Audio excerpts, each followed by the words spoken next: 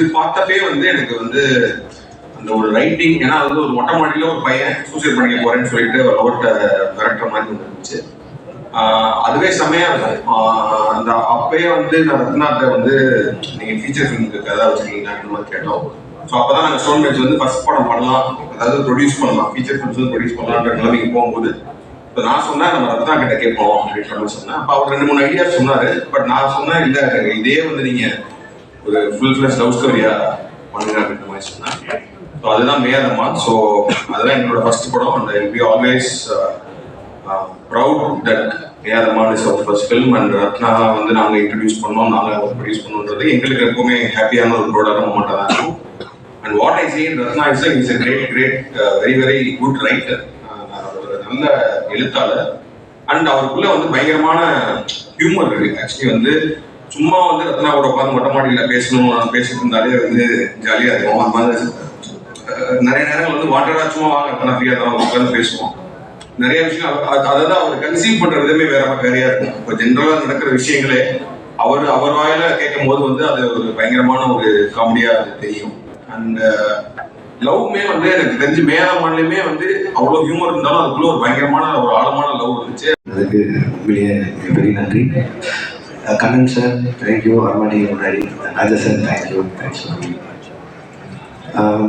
29 G ஸ்குவாடும் stone பெஞ்சும் சேர்ந்து தயாரிக்கிற படம். என் ப்ரொடக்ஷனில் ஃபர்ஸ்ட் படம். இதுக்கு முன்னாடி ஃபைட் கிளப்னு ஒரு படமும் மைக்கேல்னு ஒரு படமும் ப்ரெசென்ட் பண்ணியிருக்கோம்.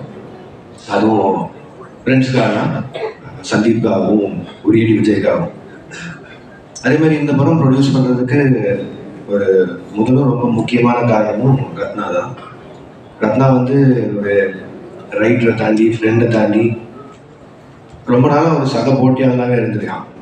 2012-13 அந்த டைமில் இந்த ஃபஸ்ட்டு படம் பண்ணுற முயற்சிக்காக சுற்றிட்டு இருக்கும்போது கார்த்திக் யோகி சொன்ன மாதிரி இப்போ இருக்க எல்லா டைரக்டர்ஸும் அப்போது ஒன்றா தான் இருந்தோம். பட் அவங்களுக்கெல்லாம் 4 இயக்குனர் இருந்தாங்க.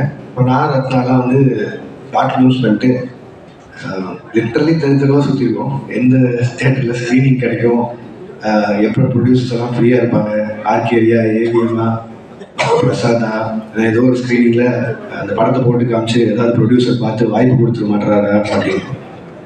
அந்த டைம் தான் 2012 பீட்ஸா ரிலீஸ் ஆச்சுன்னு. அது வந்து ஒரு பெரிய டோரை ஓப்பன் பண்ணி வச்சது எங்களுக்கு, எங்களோட ட்ரீம்ஸ்க்கு தான். அது நான் மட்டும் இல்லை, இன்னைக்கு இருக்கிற நிறைய டைரக்டர்ஸ்க்கு அது வந்து மிகப்பெரிய ஒரு டோர் ஓப்பனிங்காக இருந்தது அந்த படம்.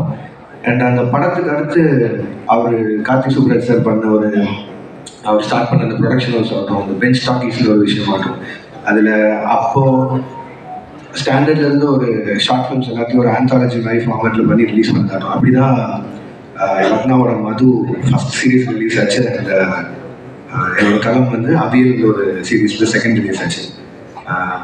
கார்த்திக் சார் அந்த அவன் மட்டும் இன்ட்ரோல் பண்ணல, டெக்னிக்கலாக பார்த்தா எனக்கும் அதான் ஃபர்ஸ்ட் ஃபீச்சர் நீங்கள் தான் இன்ட்ரோல் பண்ணி நினைக்கிறேன்.